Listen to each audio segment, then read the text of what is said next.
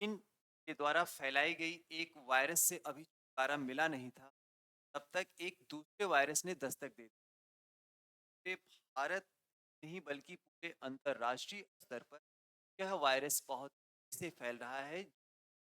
चीन के प्रांत से ही या चीन देश से ही यह वायरस आया है, या इस वायरस की जो है ओरिजिन हुई चीन से ही हुआ है, और यह भारत में भी मीडिया रिपोर्टों के अनुसार न्यूज़ पर या न्यूज़ चैनलों के माध्यम से जो जानकारी अभी तक मिल रही है, वह भारत में भी इसके 2 लक्षण पाए गए हैं, और यह भी काफ़ी खतरनाक साबित हो सकता है आने वाले समय में। और यह वायरस खास करके जो 14 वर्ष से छोटे बच्चे हैं या की आयु 65 प्लस है, यानी कि बुजुर्ग हैं और बच्चे, उनमें बहुत से ये अटैक करता है। इसका रीज़न क्या है? इनका इम्यूनिटी सिस्टम। और इसके जो लक्षण मिलते-जुलते, वो काफ़ी हद तक जो कोविड-19 था, कोरोना वायरस था, उस वायरस से मिलते-जुलते इसके लक्षण, इसका प्रकृति सेम है। आपको कैसे बचना है, इससे किस तरीके से लड़ना है, और भारत गौ सरकार को या इंडियन गवर्नमेंट को इसके लिए क्या प्रिकॉशन अपनानी चाहिए, कैसी तैयारियाँ करनी चाहिए, इन सब के बारे में हम आज बात करेंगे। इस वायरस के बारे में बात करेंगे, इसका नाम क्या है, इसका फुल फॉर्म क्या है, और इस वायरस के लक्षण क्या है, और इससे हम कैसे बच सकते हैं, कैसे बचाव कर सकते हैं, इन सब के बारे में आज हम लोग बात करते हैं। मेरा नाम डॉक्टर विकास सांडिल्या, और कैरियर कोचिंग इस नए वीडियो में हम लोग आज जानेंगे इस वायरस के बारे में। तो आज देखते हैं कि इसमें जो इसका जो ये थीम है, या इसका जो इसको बोल सकते हैं एक तरीके से थंबनेल थंबनेल में जो लिखा गया है, वर्ल्ड इन डेंजर अगेन, यानी कि तो फिर एक बार क्या है, डेंजर की कंडीशन आ सकता है, संकट की स्थिति में आ सकता है, क्योंकि वायरस है ये बहुत ही खतरनाक वायरस है। और ये कहाँ से फैला हुआ है? तो मीडिया रिपोर्टों के अनुसार जो स्रोत मिले हैं, जो सोर्सेस से जानकारी प्राप्त मिली है, वह यह मिला है कि यह भी चाइना में फैला है, यानी कि इसकी ओरिजिन कहाँ से हुआ है? चाइना से हुआ है, से हुआ है। और चीन में फैला एक और वायरस जानते हैं इसके बारे में। ये वायरस पहले दिखता कैसा है? तो देखिए, जो कोविड-19 यानी कि जो 2019 में जो कोविड आया था, यानी कि जो वायरस था जिसका नाम कोरोना था, वो कैसा देखने में था? वो इस तरीके से था। लेकिन ये जो नया वाला वायरस है, जो नया वायरस है जो तेज़ी से फैल रहा है, वो इस तरीके से रहता है। इसका जो स्ट्रक्चर है, जो बनावट है, ये इसके कई पार्ट्स हैं, जिन पार्ट्स के बारे में यहाँ पे सब पूरा आपको डिटेल्स में दिया गया है। जो इसका बाहरी लेयर है, यहाँ पर देखेंगे तो इसका जो लेयर है, तो यहाँ पर देखिए ये सर्कल है। अलग से ये सर्कल जो आपको दिखाई दे रहा है यहाँ पर, ये वाला सर्कल, इसका नाम क्या है? देखिए, मैं ब्लैक कलर से मैं यहाँ पे इंडिकेट कर रहा हूँ। इसका नाम क्या है? Lipid layer. इसको क्या बोलते हैं? लिपिड लेयर बोलते हैं। इसके बाद इसके आज अंदर वाला जो पार्ट है, तो इसका दूसरा लेयर है, इसको बोलते हैं मैट्रिक्स प्रोटीन।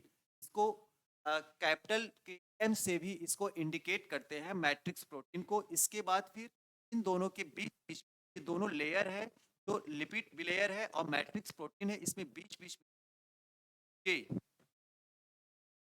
वाला पार्ट देखेंगे, इससे थोड़ा क्लियर दिखेगा। ये वाला पार्ट है, इसको बोलते हैं एस। ये भी दोनों के बीच-बीच में कहीं-कहीं पाया जाता है। इसका नाम क्या है? एसएस प्रोटीन है। इसके बाद अ, अंदर देखेंगे, सेंटर में इसके देखेंगे, तार जैसा ऐसे ये जो बना हुआ है, इसको बोलते हैं पॉलीमेरेस बोलते हैं। और इसके बाद तो ये पर्पल कलर से ये सब जो निकला हुआ है, इसको बोलते हैं फ्यूज़न प्रोटीन। इसके बाद फिर यहाँ पर देख रहे हैं, ये जो पार्ट ऐसे निकला हुआ है, इसको बोलते हैं ग्लाइकोप्रोटीन। और लास्ट में एक और है जो सेंटर में है, ये देख रहे हैं जैसे केचुआ होता है ना, केचुआ देखे हैं आप? केचुआ या जोक होता है, उस तरीके से इसके सेंटर में जो ये वाला पार्ट ऐसे बना हुआ है, ये पार्ट जो बना हुआ है, इसको बोलते हैं न्यूक्लियोप्रोटीन। न्यूक्लियोप्रोटीन। और इसके बाद लास्ट में जो बीच-बीच में है, क्या है? ये मेन है, ये ज़्यादा तेज़ी से फैलता है और इसी से ज़्यादा प्रॉब्लम को बोलते हैं फास्फोप्रोटीन। तो ये तो हो गया, इसका स्ट्रक्चर हो गया, बनावट हो गया, ये कितने लेयर में है, क्या-क्या चीज़ें हैं, आपके एग्ज़ाम के दृष्टि बहुत ही इम्पोर्टेंट हो सकता है, एग्ज़ाम में पूछा जा सकता है। एसिस प्रोटीन क्या है, या यह कहाँ पाया जाता है, किस वायरस में पाया जाता है, किस बैक्टीरिया में पाया जाता है, क्या मैट्रिक्स प्रोटीन क्या है, लिपिड लेयर क्या है, ये सब एग्जाम में पूछे जा सकते हैं। ये तो हो गया कोरोना वायरस से, सॉरी, इस वायरस से रिलेटेड जानकारी। अब आगे हम लोग बात करेंगे ये है क्या, HMP है क्या। जो वायरस है, जो ये वायरस जो तेजी से फैल रहा है, इसको शॉर्ट्स में HMPV के नाम से जानते हैं। इसका जो फुल फॉर्म है वो है ह्यूमन मेटान्यूमो वायरस, यानी कि HMPV। ये है क्या, इसके बारे में थोड़ा सा डिटेल्स में देखते हैं। तो यह एक ऐसा वायरस है जो आम सर्दी जुकाम जैसे लक्षण पैदा करता है। जैसे ठंडी का सीजन चल रहा है, अभी टेम्परेचर बहुत डाउन हो गया है, इसमें नॉर्मल इंसान को क्या होता है, सर्दी जुकाम हो जाता है। लेकिन इन्हीं से हमको बचना है, अपनी बचाव करना है, क्योंकि इसका भी जो लक्षण है वो ऐसा है, नॉर्मल हमको पता नहीं चलेगा कि हमको सामान्य सा सर्दी जुकाम है, क्या हमको HMPV वायरस है। ये क्या है, एकदम आम सर्दी जुकाम जैसा ही रहता है। यह अक्सर ऊपरी श्वसन संक्रमण का कारण बनता है, यानी कि जो श्वसन नालिका होता है, जो श्वसन तंत्र है, ये क्या है, दो है, एक ऊपरी और एक निचली होता है। तो पहले ये क्या करता है, ऊपरी श्वसन तंत्र पे क्या करता है, अटैक करता है, जिससे आपको सांस लेने में या सांस लेने में परेशानी होती है। हम सर्दी जुकाम में होता है, जब ज़्यादा कफ वगैरह होता है, सांस वगैरह लेने में क्या होता है, प्रॉब्लम होता है, तो हमको लगता है नहीं ये सामान्य सा सर्दी जुकाम है। ये पहले बाहरी श्वास नालिका या श्वसन तंत्र पर क्या करता है, यह आक्रमण करता है, अटैक करता है, संक्रमित करता है। लेकिन यह कभी कभी निमोनिया, अस्थमा के प्रकोप जैसे निचले श्वसन संक्रमण का कारण बन सकता है।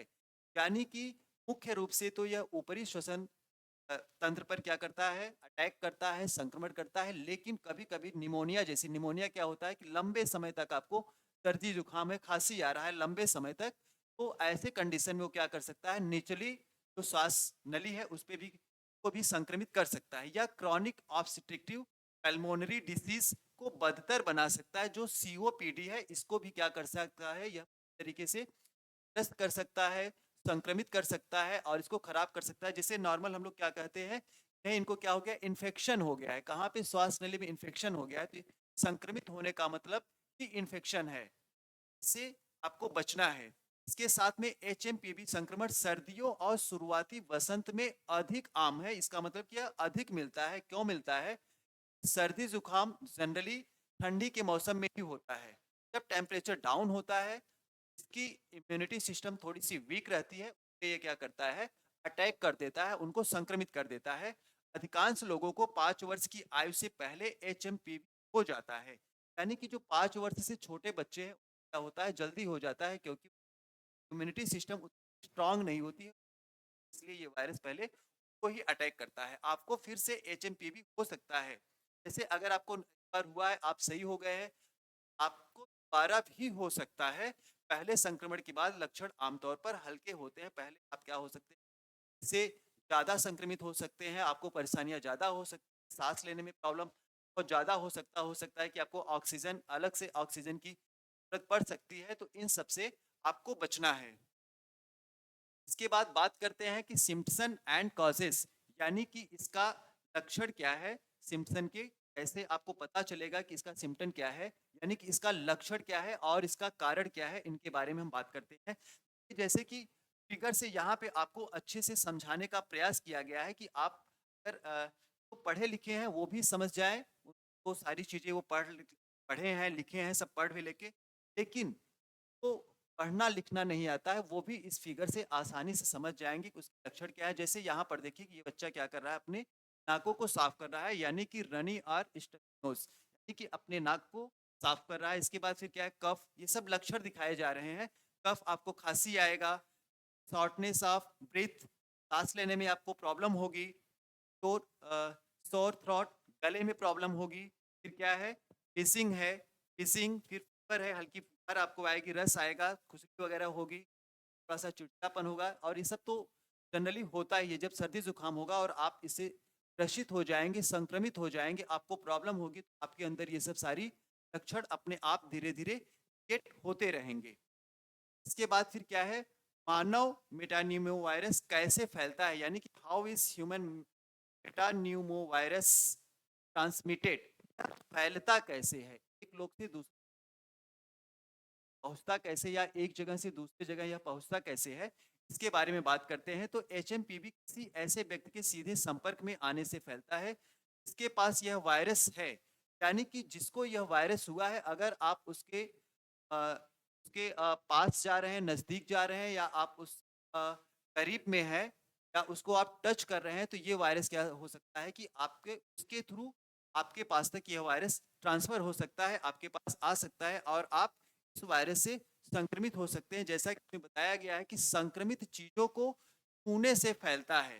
मान लीजिए कि मुझे ये वायरस हुआ है और मैंने इस पेन को यूज़ किया है, मेरे पास ये पेन है और फिर मैंने इस पेन को रख दिया, फिर आप भी आए इस पेन को यूज़ कर लें, तो हो सकता है कि इसके छूने से भी आपको ये वायरस हो सकता है। तो इन सब छोटी-छोटी बातों को आपको ध्यान देना है। खाँसना और छींकना, जैसे किसी को क्या है कि ये वायरस से वो इंसान ग्रसित है, संक्रमित है और वो आपके सामने बैठ के या कुछ टेंस पर खाँस रहा है, छींक रहा है, ऐसे अपने हाथ मुँह पे बिना हाथ या रुमाल लगाए ऐसे खाँस या छींक रहा है, तो उससे भी क्या हो सकता है कि वायरस फैल सकता है। कैसे फैलता है उसी के बारे में हम लोग डिस्कस कर रहे हैं। इसके बाद हाथ मिलाना, गले लगाना या चूमना, तो वायरस हुआ है, आप उससे हाथ मिला रहे हैं, हैंडशेक कर रहे हैं, उससे गले मिल रहे हैं, उसको चूम रहे हैं, तो इससे भी क्या हो सकता है, वायरस फैल सकता है। फ़ोन, दरवाजे के हैंडल, जैसे मैंने पेन का भी एग्ज़ाम्पल दिया, ऐसे फ़ोन आप किसी का फ़ोन यूज़ कर रहे हैं, उसको पहले से हुआ है तो भी हो सकते हैं, संक्रमित हो सकते हैं। दरवाजे के हैंडल, उसने दरवाज़ा को लॉक किया है या ओपन किया है, तो वहाँ को भी उसने टच किया है, तो उसके द्वारा भी आप संक्रमित हो सकते हैं। इसके बाद कीबोर्ड या खिलौने, जैसे कीबोर्ड हो गया, कीबोर्ड तो आप जानते हैं कंप्यूटर सिस्टम, लैपटॉप, सब कीबोर्ड या खिलौने जैसी सतहों या वस्तुओं को छूना, यानी कि सीधे-सीधे आप इससे बचने या ये फैलता कैसे है, तो ये सीधे-सीधे मान के चलिए अगर कोई संक्रमित व्यक्ति है, उसको हुआ है, तो आप उससे एकदम बच के रहिए। अभी तो ये फैलने का था, अभी इसका बचाव क्या है, कैसे इससे बचा जा सकता है, इसकी सेफ्टी क्या है, इसके बारे में बात करते हैं। मानव मेटानिमोवायरस के लिए जोखिम कारक क्या है, इससे क्या जोखिम हो सकता है, उसका रीज़न क्या है? इसमें देखिए किसी को भी एचएमपी हो सकता है, आपको भी या हमको भी ये वायरस हो सकता है, लेकिन आपको गंभीर बीमारी का जोखिम अधिक है। लेकिन इसमें बताया जा रहा है कि जोखिम उस व्यक्ति को अधिक है जिसकी इम्यूनिटी सिस्टम बहुत ही वीक है। उसकी इम्यूनिटी सिस्टम क्या है? वीक है, रोग प्रतिरोध क्षमता क्या है? बहुत कम है। उसको क्या कर सकता है? गंभीर बीमारी का उसको खतरा है, जोखिम है। और यह किसको हो सकता है? 5 वर्ष से कम उम्र के हैं, विशेष रूप से समय से पहले जन्मे शिशु। तो बच्चे समय से पहले जन्म ले लेते हैं, जैसे कि जनरली हम लोग पढ़ते हैं बाल मनोविज्ञान, तो उसमें देखते हैं कि वो 9 महीने का बच्चा रहता है, जब वो उसका जन्म जब होता है, तो उसको मानते हैं कि वह समय से पैदा हुआ, लेकिन 9 महीने के पहले जो बच्चा पैदा हो जाता है, उसको कहते हैं समय से पहले इस शिशु का जन्म हो गया है। तो ऐसे बच्चों पर यह वायरस जल्दी अटैक कर सकता है, संक्रमित कर सकता है। या 65 वर्ष से अधिक उम्र के, सीधी-सी बात यह है कि जिसका रोग प्रतिरोधकता या इम्यूनिटी सिस्टम क्या है, वीक है, उस यह वायरस अटैक कर सकता है, उसको संक्रमित कर सकता है। आपकी प्रतिरक्षा प्रणाली कमज़ोर है, यानी कि आपको एचआईवी है, कैंसर या ऑटो जैसी स्थितियों से, या आपकी प्रतिरक्षा प्रणाली को दबाने वाली दवाओं से है। जैसे आप क्या कर रहे हैं कि आप क्या बोलते हैं, पैरासिटामॉल तो आप यूज़ ही कर रहे हैं कि आपको पर हो गया है, पैरासिटामॉल आप यूज़ कर रहे हैं, लेकिन इसके साथ-साथ में आप एंटीबायोटिक अगर खा रहे हैं, तो उससे क्या हो सकता है, बायोटिक से भी होता है, वीक होता है और उसकी वजह से भी क्या हो सकता है, यह आपके लिए रिस्क हो सकता है, जिससे इसमें लिखा गया है, आपकी प्रतिरक्षा प्रणाली को दबाने वाली दवाओं से, यानी आपको ज़्यादा यूज़ नहीं करना है। आपकी वेट कितना है, आपकी हाइट क्या है, आपका वज़न क्या है, आपका इम्यूनिटी स्ट्रॉन्ग है, उस अकॉर्डिंग आपको दवाओं को यूज़ करना है। इसके बाद अस्थमा या सीओपीडी भी अगर आपको है, इससे भी आपको गंभीर समस्या हो सकती है। इसके बाद लास्ट में बात कर सकते हैं, क्या आप मानव मेटानिमिया वायरस संक्रमण को रोक सकते हैं? इसके रोकने का लक्षण क्या है? देखिए, ये पहले ही मैंने स्टार्टिंग में बता दिया था, यह कोरोना वायरस से मिलता-जुलता है। यानी कि जैसे सिम्पटम उसके हैं, वैसे ही सेम इसमें हैं। ये जैसे तेज़ी से फैलता था कोरोना वायरस, वैसे ही उसी कारण से ये भी फैल रहा है। तो दोनों को कंपेयर करते हुए क्या करना है, जैसे उसने काफ़ी भयानक स्थिति ले लिया था, वैश्विक महामारी का रूप ले लिया था, पैंडेमिक का रूप ले लिया था, तो उस कंडीशन को देख हमको इससे बचने का प्रयास करना चाहिए कि जैसे हम उससे बचाव करते थे कोरोना वायरस से, वैसे हम एचएनपी से भी क्या कर सकते हैं, बचाव कर सकते हैं। इसमें देखिए, इसमें कहा गया है washing your hands often soap and water, यानी कि साबुन से आपको हाथ धुलना है।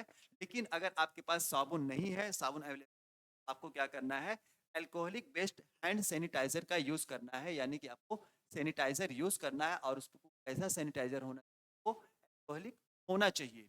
इसके बाद में क्या है, avoid being around other people when you are they are sick cold और अदर। अगर आपको नॉर्मल सर्दी जुकाम हुआ है तो आपको क्या करना है, भीड़ भाड़ से आपको बचना है। यानी कि आपकी इम्यूनिटी वीक है, आपको सर्दी जुकाम हुआ है तो आपको से भीड़ भाड़ वाली जगह से बच के रहना है। इसके बाद क्या किया गया है, avoid touching your face eyes nose and mouth. बार बार अपने हाथों से आप, हम लोग क्या करते हैं कि आंखों को टच करते हैं, नाक को टच करते हैं, फेस को टच करते हैं। इससे इन सब टच करने से आपको बचना है कि अपने चेहरे को बार बार छुए ना। इससे क्या हो सकता है कि बचा जा सकता है। इसके बाद cover your nose and mouth with elbow not your bear hand when sneeze और कफ।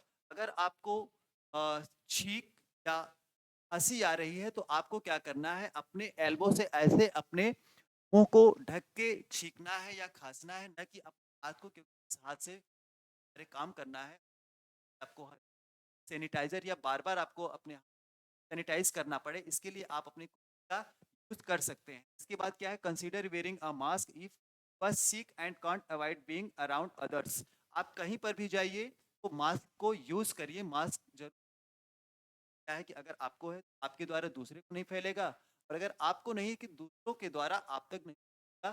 तो इससे इसके बचने के लिए, इससे बचने के लिए आपको क्या करना है, मास्क यूज करना है। फिर लास्ट में क्या है, डोंट शेयर फूड और eating utensils fork spoons cups with others.